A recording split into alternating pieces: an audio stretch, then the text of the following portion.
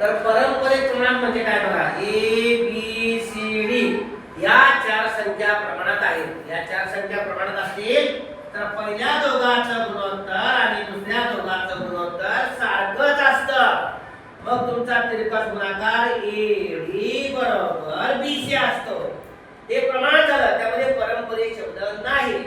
आता पारंपरिक प्रमाण म्हणजे या चार संख्या आहेत पण मधली संख्या डबल येते, ए बी बी सी.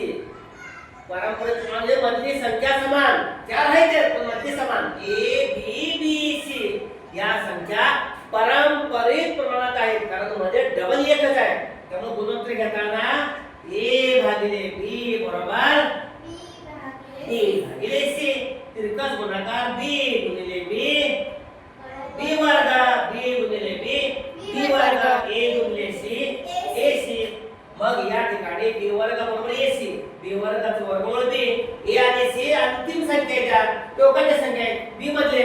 म्हणजे याचा अर्थ ही मधली संख्या x पारंपरिक प्रमाणात आहे, बी मधली संख्या पारंपरिक प्रमाणात आहे. ए बी बी सी, आता मी बी डबल भरत नाही, बी डबल भरत आहे, ए बी सी या पारंपरिक प्रमाणात असतील तर बी वर्ग बरोबर ए सी, ए बी सी पारंपरिक प्रमाणात असतील तर बी वर्ग बरोबर ए सी. मग 9x च्या पारंपरिक प्रमाणात असतील तर x वर्ग